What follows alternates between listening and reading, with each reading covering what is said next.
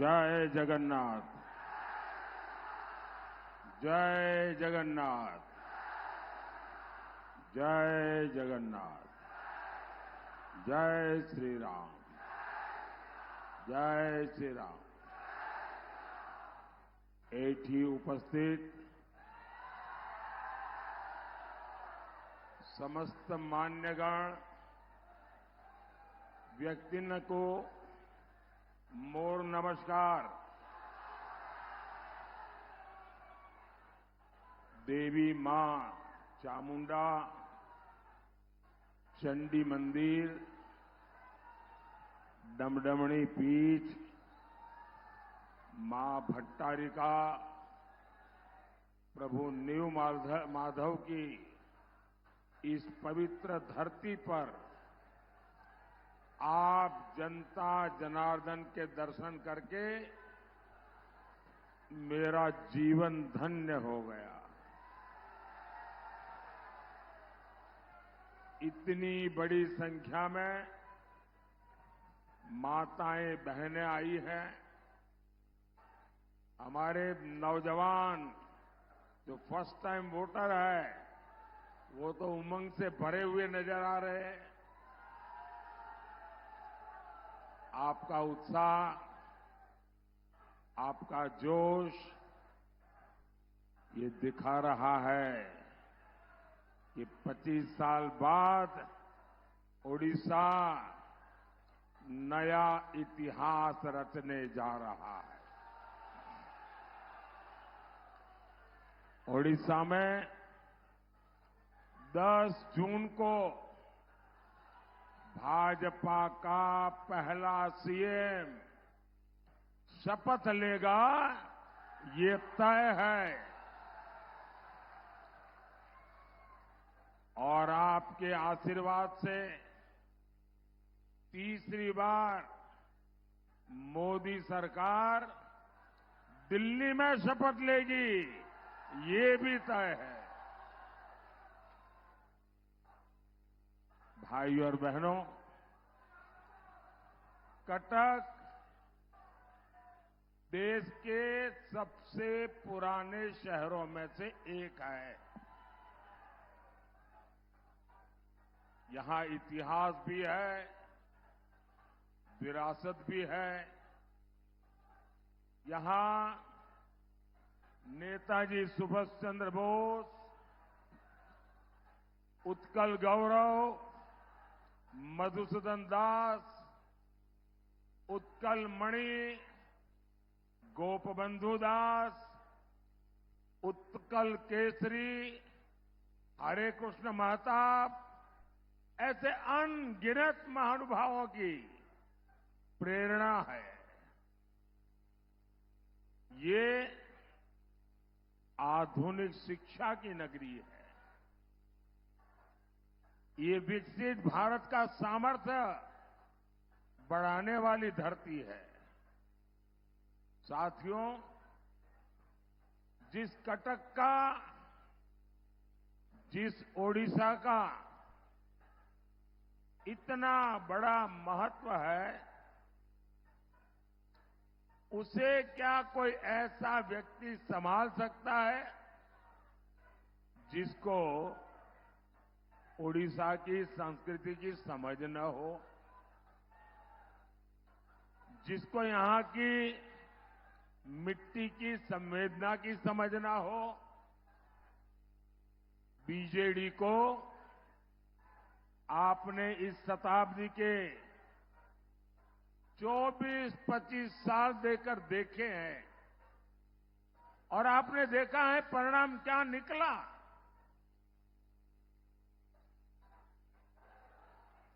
अब अगले 25 वर्ष उड़ीसा के विकास के लिए बहुत जरूरी है। यहां बहुत सारे लोग अपने कुछ न कुछ चित्र, पेंटिंग लेकर के आए हैं। जरा एसपीजी के लोग सारा कलेक्ट कर लीजिए। जो नौजवान और बच्चे कुछ लाए हैं, पीछे अपना नाम पता लिख दें, मैं जरूर आपको चिट्ठी भेजूंगा।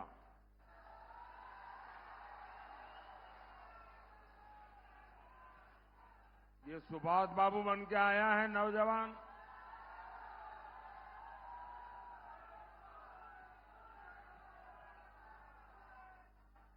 बोलिए भारत माता की, भारत माता की। जिसको जो देना है अभी दे दो, बाद में मुझे कोई रह जाए ऐसा न हो।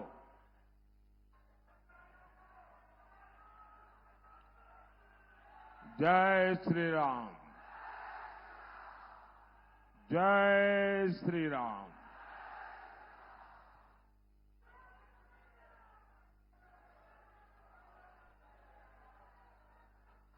साथियों, ओडिशा को अब बीजेडी की स्लो सब रफ्तार सरकार पीछे छोड़कर डबल इंजन वाली भाजपा सरकार चुननी है। और मेरा आपसे आग्रह है, अभी मीडिया वालों ने, कुछ लोगों ने शुरू कर दिया है कि यहां हंग असेंबली बनेगी, हंग असेंबली बनेगी। ये सरासर गपबाजी है। यहां भाजपा की पूर्ण बहुमत वाली सरकार बनने वाली है और भाजपा ही अगले 25 वर्ष में ओडिशा को विकास की नई ऊंचाई पर पहुंचाएगी। साथियों, ओडिशा बीजेडी के भ्रष्टाचारी रैकेट से यहां के लोग तंग आ गया है। जो बीजेडी चिट फंड जैसे फर्जीवाड़े से गरीब लोगों को धोखा देती है, वो बीजेडी ने ओडिशा को क्या दिया?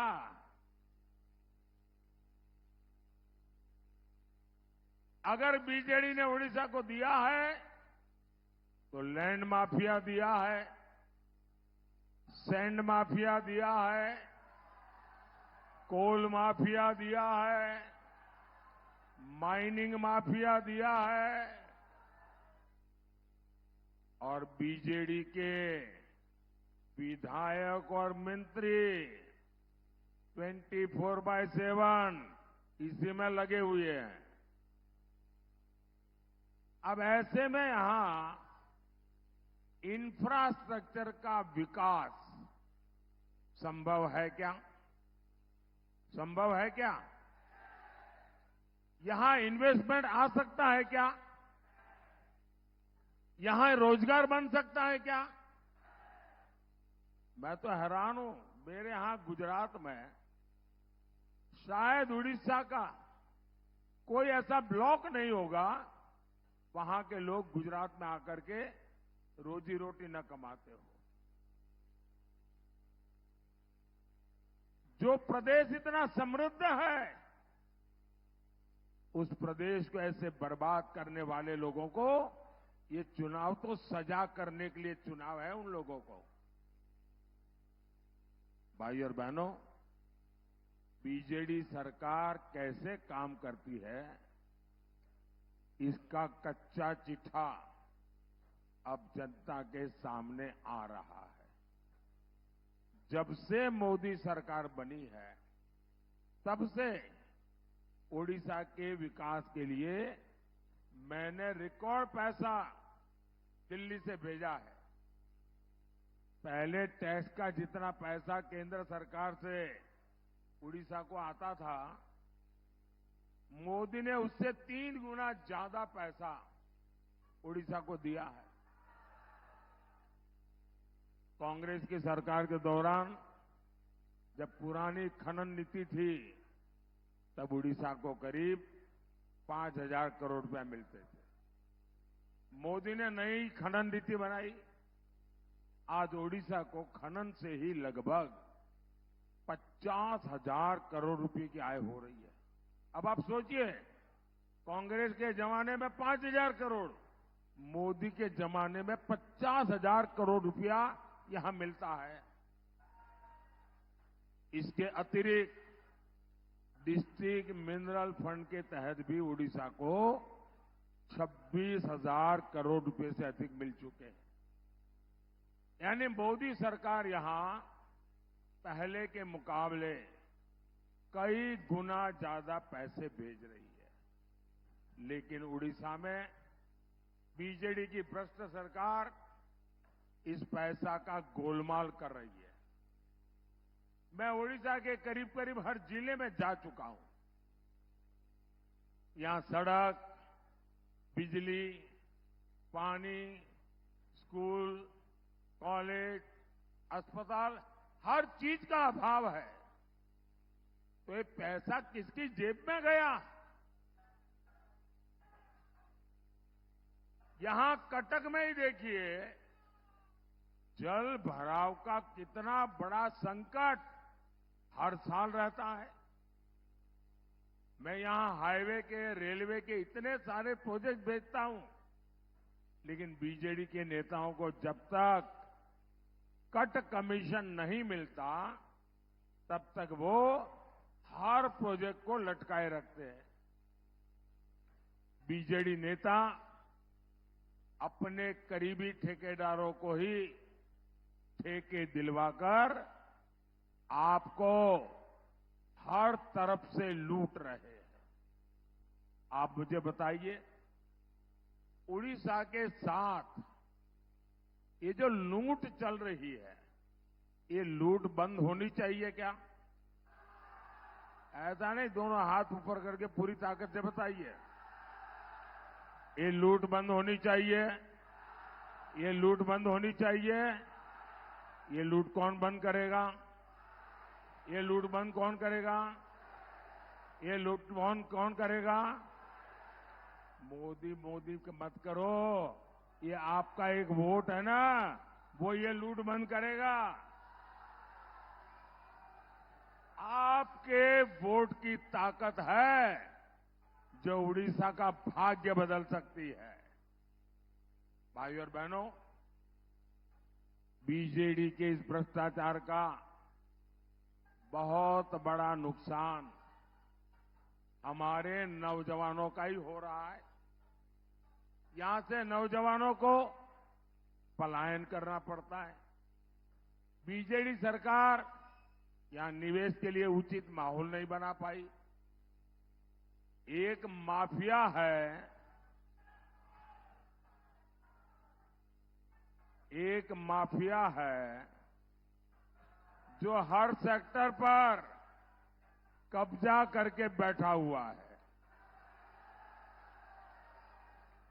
और वो माफिया ऐसा है कि यहां कंपटीशन आने ही नहीं देता। 10 जून को हमारी सरकार आने दीजिए, भाजपा सरकार इस माफिया की कमर तोड़ने वाली है। साथियों, मोदी सरकार शिक्षा, कौशल, विकास और आत्मनिर्भर भारत पर बल दे रही है। 10 साल में ओडिशा को IIM, IISER Brahmapur, institute of chemical technology Bhubaneswar, ऐसे अनेक संस्थान मिले हैं। टेक्नोलॉजी और टेक्सटाइल से लेकर इथेनॉल तक हर सेक्टर में मोदी सरकार ने बड़े लक्ष्य रखे। इससे कटक में भी उद्योगों की संभावनाएं बढ़ेगी। और अभी हमारे मित्र मेहताब जी मुझे बता रहे थे कि यहां पहले इतने उद्योग थे, एक के बाद सबको ताले लग गए। यहां का आर्थिक जीवन तबाह हो गया है, और इससे यहां के नौजवानों को सबसे ज्यादा नुकसान हुआ है।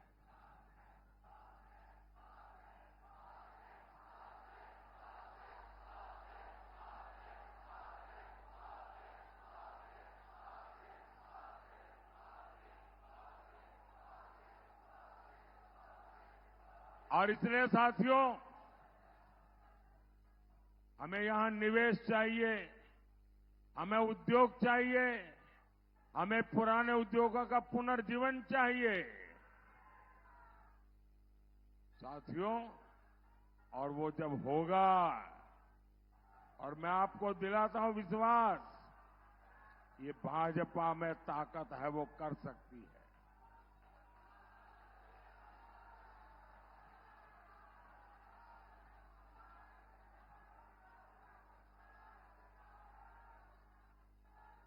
मैं उड़िया वासियों को वादा करता हूं, मेरे पास लंबे समय तक एक राज्य को चलाने का अनुभव है। भले मैं दिल्ली में प्रधानमंत्री रहूंगा, लेकिन उड़ीसा में जो बीजेपी का मुख्यमंत्री बनेगा, उड़ीसा में जो बीजेपी की सरकार बनेगी, उसको कभी भी कोई तकलीफ नहीं आने दूंगा।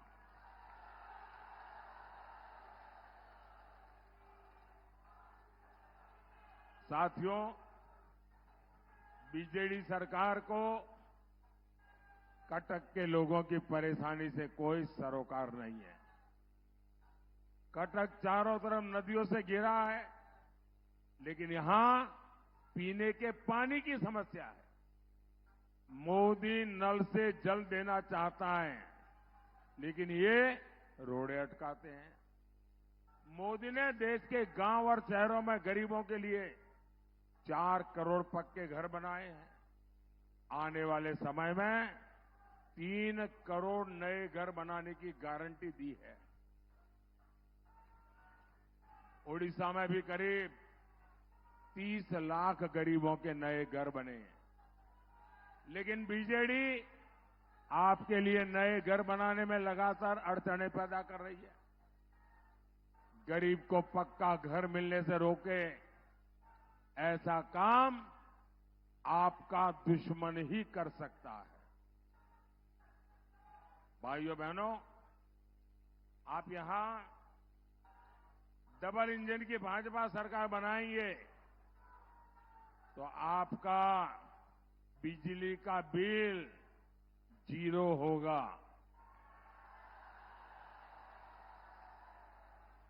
बिजली का बिल 0। इतना ही नहीं, आप बिजली बेचकर कमाई करेंगे।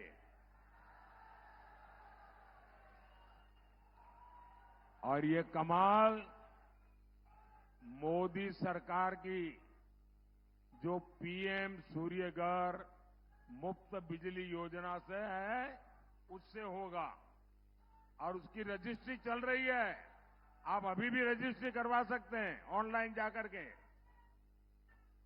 घर की छत पर सोलर पैनल के लिए मोदी सरकार आपको 75,000 रुपये से ज्यादा देगी हर घर के ऊपर।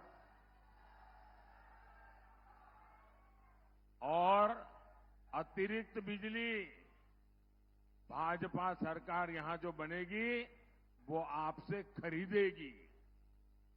अब मुझे बताइए, आपको डबल मुनाफा हुआ कि नहीं हुआ? डबल फायदा हुआ कि नहीं हुआ? पैसे की बचत हुई कि नहीं हुई? वो पैसे आपके बच्चों के काम आएंगे कि नहीं आएंगे? साथियों, उड़ीसा भाजपा ने माताओं बहनों के लिए जो गारंटियां दी है, आज उनकी पूरे देश में चर्चा हो रही है। सुभद्रा योजना से माताओं बहनों को बहुत मदद मिलेगी। आप कल्पना कीजिए, 10 साल पहले तक माताओं बहनों के बैंक खाते तक नहीं थे। अब ऐसी ऐसी शानदार योजनाएं भाजपा हमारी माताओं बहनों के नाम पर ला रही है। मोदी की एक और गारंटी, देश की 3 करोड़ बहनों को लखपति दीदी बनाने का मेरा संकल्प है। 3 करोड़ लखपति दीदी बनेगी। आप कल्पना कर सकते हैं हमारी इकोनॉमी कितनी तेज चलेगी।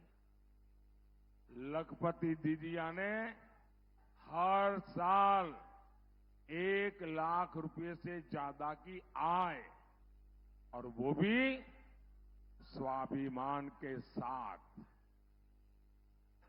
आशा और आंगनवाड़ी से जुड़ी बहनों के लिए भी उड़ीसा भाजपा ने बहुत बड़ी घोषणा की है। आंगनवाड़ी से जुड़ी बहनों को 12,000 रुपए तक की सैलरी मिलेगी, ये उड़ीसा भाजपा ने कहा है।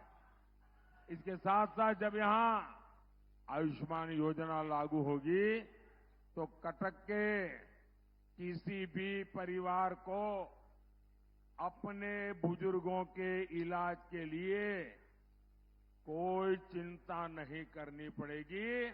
ये दिल्ली में जो बैठा है ना, वो करेगा। बुजुर्गों को मुफ्त इलाज की गारंटी, ये मोदी की गारंटी है। भाइयों और बहनों, विकास और विरासत ये भाजपा का एजेंडा है। आपने देखा कि दिल्ली में जो G20 का शिखर सम्मेलन हुआ, उसमें दुनिया भर के बड़े बड़े दिग्गज नेता यहां आए थे और सबको मोदी ने कोणार्क के चक्र के सामने खड़ा किया, कोणार्क के चक्र के सामने फोटो निकाली और उनके घरों में आज कोणार्क का सूर्य चक्र पहुंच गया है। इससे पूरी दुनिया में कोणार्क का गौरव बढ़ा है। लेकिन बीजेडी सरकार को उड़ीसा की धरोहर की कोई चिंता नहीं है।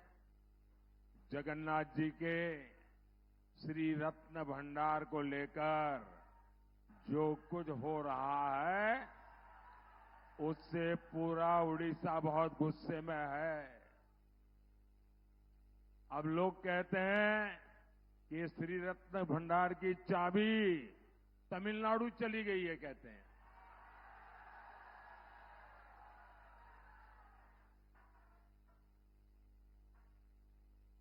अभी किसने भेजी है भाई तमिलनाडु? ये तमिलनाडु कौन ले गया है? कौन ले गया है? ऐसे लोगों को माफ करोगे क्या?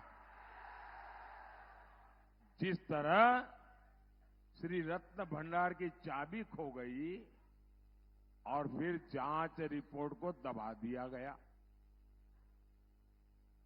और इस मामले पर बहुत बड़े गंभीर सवाल उठते हैं। लेकिन मैं उड़ीसा के मेरे भाई बहनों को कहना चाहता हूं,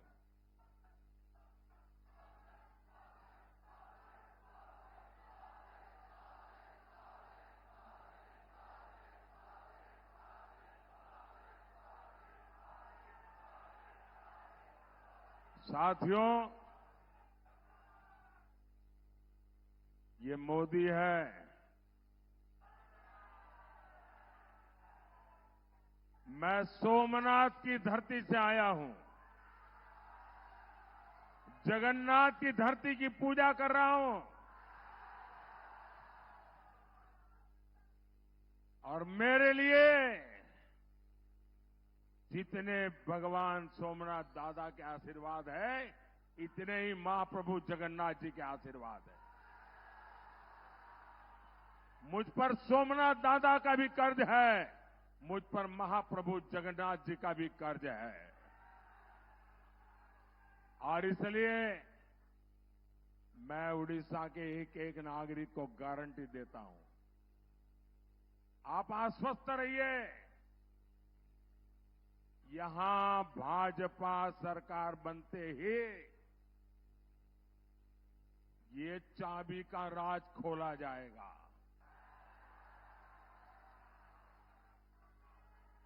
जांच रिपोर्ट आपके सामने आएगी, और अगर किसी ने गड़बड़ की है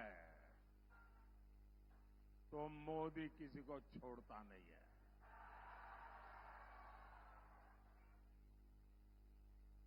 भाइयों और बहनों, ये चुनाव उड़ीसा के विकास और उड़िया गौरव को बचाने के लिए है। इसलिए ये जितने भी हमारे साथी एमएलए का चुनाव लड़ रहे हैं, उन सबको चुन करके हमें उड़ीसा की सरकार, भाजपा की सरकार बनानी है। सारे एमएलए के उम्मीदवार आगे आ जाएं, एमएलए के उम्मीदवार आगे आ जाएं। ये चुनाव देश को एक मजबूत सरकार देने का भी है। इसलिए कटक से मेरे मित्र भर्तृहरि महताब जी को इस बार बहुत बड़ी लीड से दिल्ली भेजना है और इनको मिला हर वोट सीधा सीधा मोदी के खाते में आएगा। तो ज्यादा से ज्यादा मतदान कराएंगे, हर पोलिंग बूथ जीतेंगे। बोलिए भारत माता की, भारत माता की, भारत माता की। बहुत बहुत धन्यवाद।